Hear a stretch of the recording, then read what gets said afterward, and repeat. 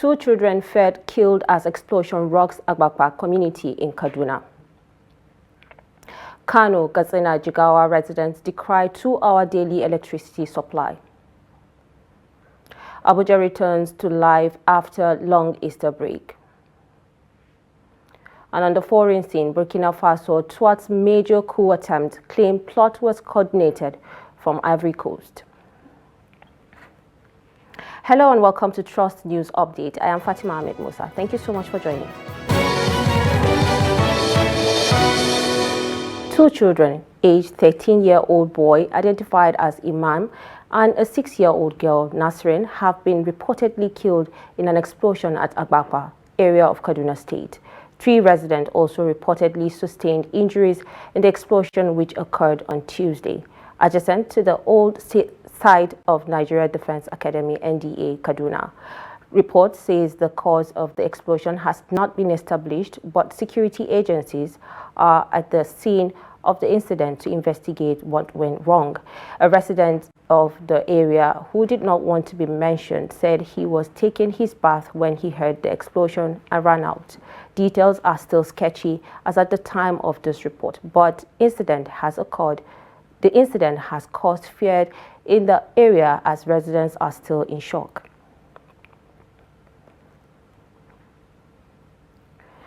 Now, communities across Zanfara state are paying huge sums to armed bandits to avoid attacks with extorted levies since January 2025 exceeding 500 million. The payments are demanded under threats of violence, abduction or death, forcing residents into financial ruin while offering no guarantee of safety. In several areas, including Safe and Maru local government, bandits have imposed repeated levies ranging from 2.7 million to 30 million per village. Some communities have also been forced to provide food and other resources. Despite meeting demands, many villages still face kidnappings and displacement as attacks continue, while authorities claim to be strengthening response efforts by deploying joint security teams and community protection guides. However, with ongoing attacks and growing displacement, residents say they feel abandoned and overwhelmed by the crisis.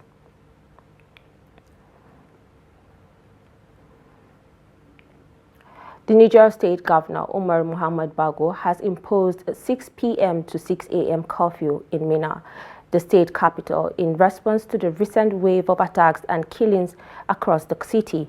According to the governor, commercial motorcycles and tricycle operations are now restricted from 6 p.m. and 6 a.m. Bago made this announcement during a critical stakeholders security meeting with traditional rulers and heads of security agencies at the government house on Tuesday. He stated that except for medical emergencies, the new measures are aimed at curbing the growing security challenges in the state capital.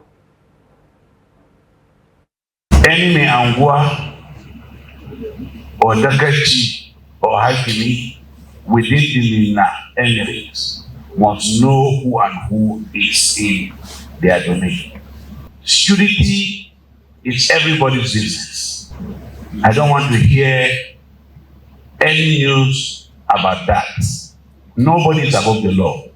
And the primary responsibility of government is to provide for the security and life of the citizens. I will lead the operation.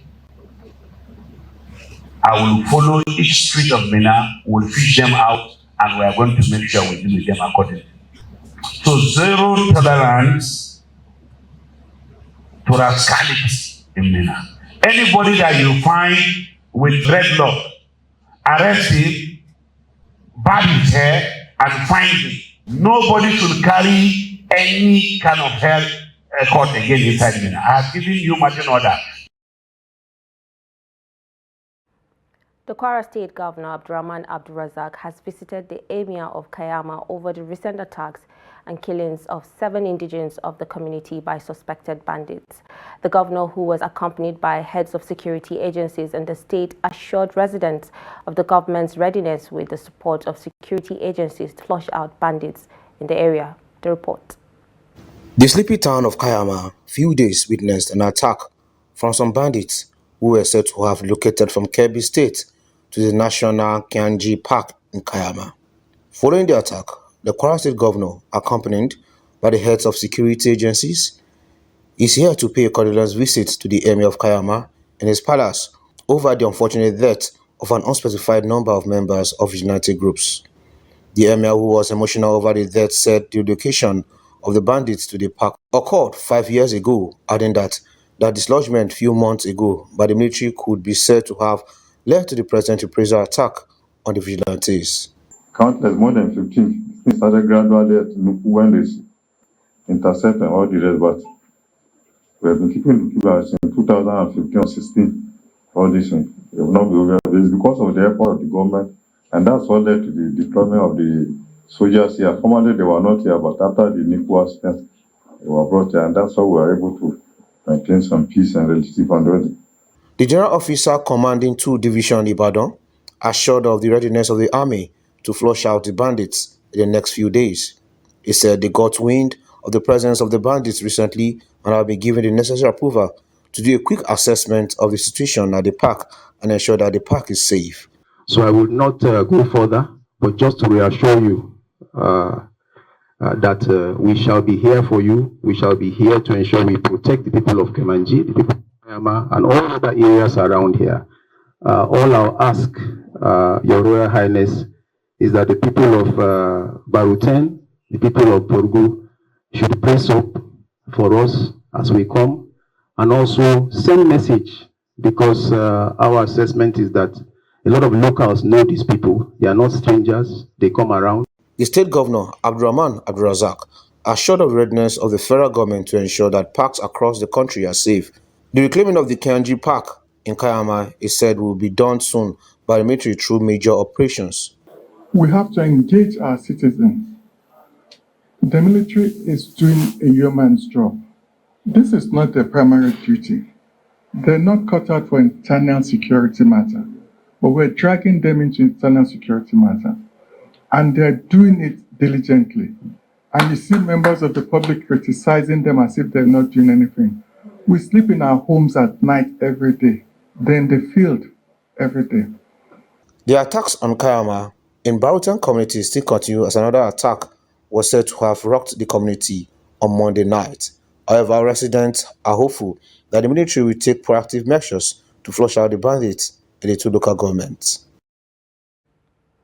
Residents of Kano, Kaduna, and Jigawa State have decried the hardship they have been subjected to following cuts in power supply by the Kano Electricity Distribution Company, KEDCO.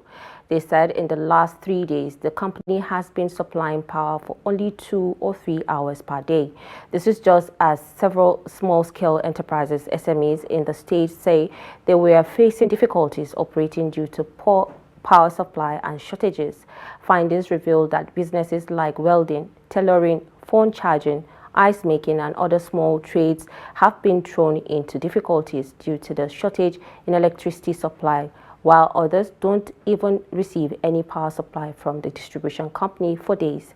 Meanwhile, the management of KEDCO has apologized for the poor supply and blamed it on a system upgrade on its critical distribution infrastructure and vegetation control on electricity feeder, requiring safe working space for its engineers. The long Easter holiday has come to a close, and across the federal capital city, life is slowly returning to its familiar pace. Trust TV's Abubakar Abdullahi Galadima reports on the gradual return to normalcy. After days of rest and celebration, the first sign of the city coming back to life are beginning to show. Some workers and business owners resume operation today, while others are holding on to the last hour of the holiday spirit. But for many Nigerians, this Tuesday isn't just another day. It is a return to hustle that sustain their livelihoods. I'm a serious person, and you know, where you work, that is where you eat. So them today, some of them, they are looking for me now, so I need to attend to them. From Kaduna to Abuja, I think I paid 7,000, but now they are just saying maybe 9,000. Depends, I don't know yet. I choose to come back to work because it's very important for me to come back, because if you stay back at home, what can you feel? You don't have, so work is very important for you to come back and work, for you to get what you fit. If you stay back, it's very, very bad. It's better for you to resume to work than for you to stay back. I have to go and in for my living. I really need the money, so if I not work, I can't get the money. At motor parks and train stations, the post-holiday rush is in full swing. Passengers are pouring in, eager to return from their hometowns and holiday destinations. Transport workers say it is the busiest they have seen in days. The situation of the park right now is, as you can see, everybody is busy trying to go back home. Some are trying so that they can go back, so that they resume their work. You see, the same way we just came in from Kaduna, it's the same thing. People are pumping in so that they could resume their job. Compared with yesterday, it is still the same thing, because today and today, yesterday with today, there is no difference. If you observe very well, the same way, and the vehicles are not even enough for people. So a few days ago, we are not like this, but they finish Easter now, things are moving well. That's why all of us are here. As a day before yesterday, there was transfer fare, but as today now, we bring the money back to the normal amount at 8,000, yes. So before it was 9,000-10,000, but now they brought the money down to 8,000. As the holiday fades into memory, the focus shifts once more to work, routine and economic survival. Whether it is by road or rail, the journey back isn't just about distance. It is about joining daily grind as another work week begins. Abubakar Abdullahi Galadima, Cross TV News, Abuja. Authorities in Gombe State have launched an investigation into a deadly trailer crash that turned an Easter procession into a scene of horror along Gombe-Yola Federal Highway in Billiri local government area. The incident, which occurred on Easter Monday, claimed the lives of 5 worshippers and left several others injured after a trailer loaded with goods plowed into a crowd of celebrants. Governor Inuwa Yahaya has directed a full-scale probe into the circumstances surrounding the crash, describing the tragedy as deeply disturbing.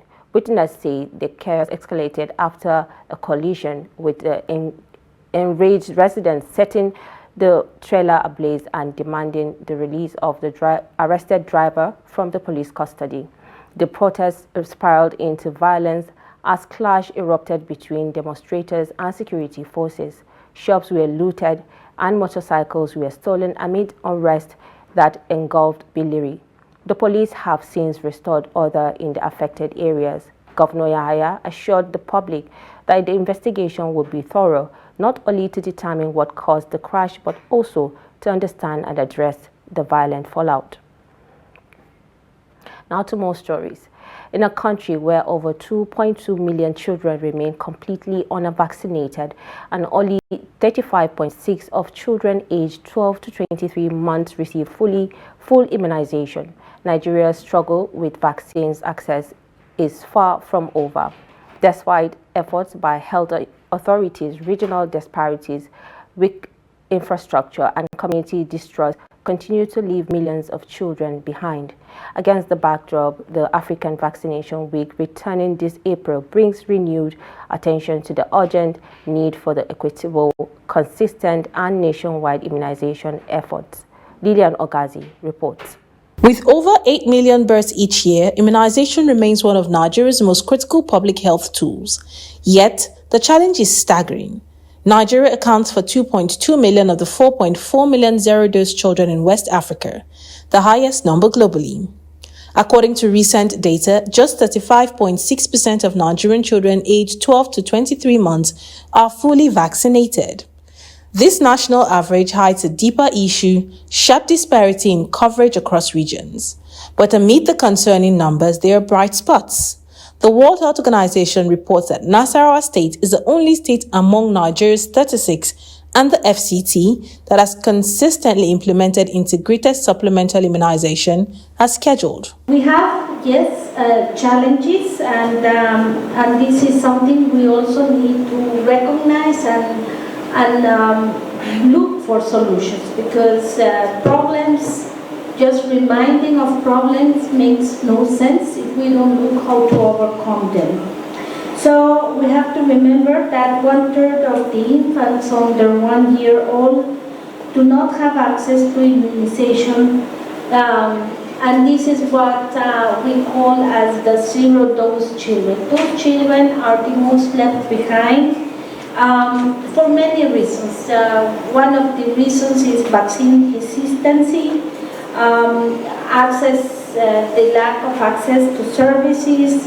In some regions we have this huge challenge of insecurity, some logistics hurdles to reach remote communities, and among others. As African Vaccination Week 2025 unfolds from April 24th to 30th, the theme, Immunization for All is Humanly Possible, underscores a shared responsibility to ensure that geography or circumstance doesn't undermine access to life-saving vaccines. We have identified 540,000 settlements in the priority areas and 926,000 under 5 children that were enumerated and tracked. And as a test of this, during the last polio campaign, 92% of these children were again identified and vaccinated because we knew who they were.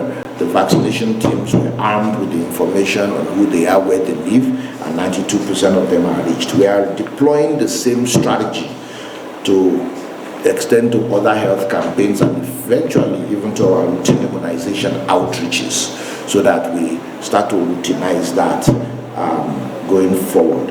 Our vision is to leave no child unimmunized, and of course that means we have to very quickly tackle the issue of zero-dose children in some of these priorities. And the theme for the 2025 African Vaccination Week, Immunization for All is Humanly Possible, aligns very well with our own vision for immunization and certainly the President's plan for all Nigerians to leave no one behind. Working with our partners as well, we have scaled up last mile vaccine delivery to about 7 states, I believe now, and the idea is to equip them to deliver vaccines to the last mile. We're working with the state and security agencies to ensure immunization and other PHE services reach our people in hard-to-reach areas. Nigeria's vaccination journey is a tale of contrast of significant gaps, yet undeniable potential.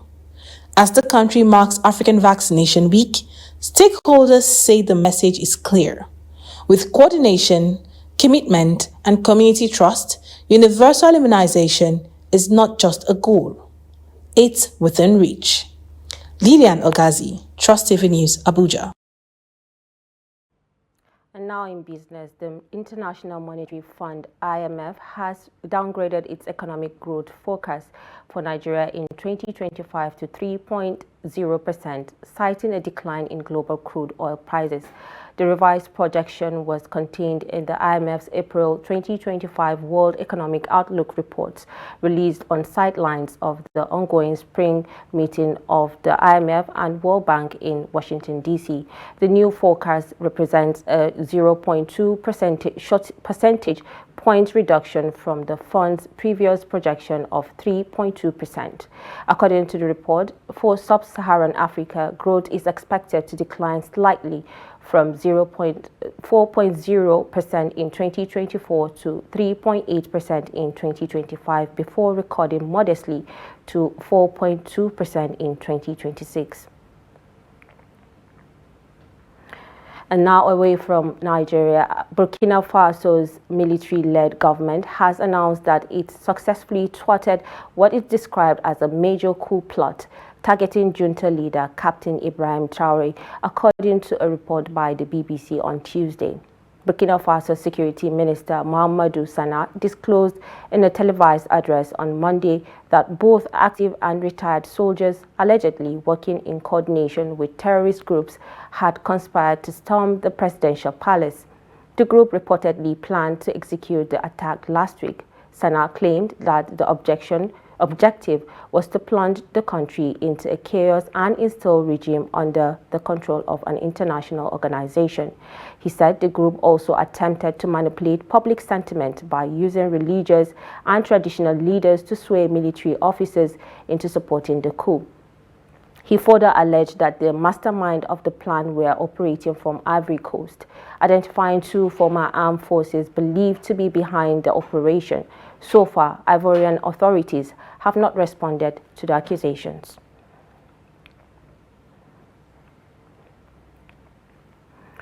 And now in sport, Nigeria defender Leo Balogan is expected to leave Scottish Premiership giant Rangers this summer.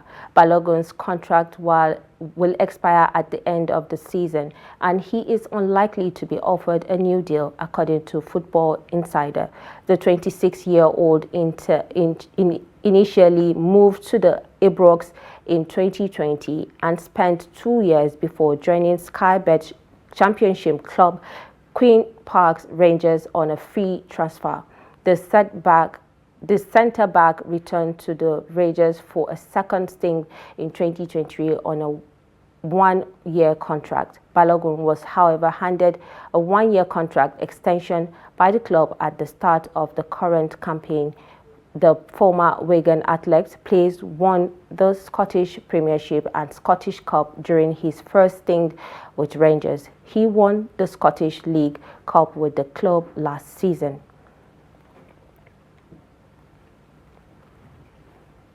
And with that, we have come to the end of Trust News Updates. Do not forget to watch us across all our social media platforms for more news, programs, and documentaries. I am Fatima Ahmed Musa. Do have a good evening.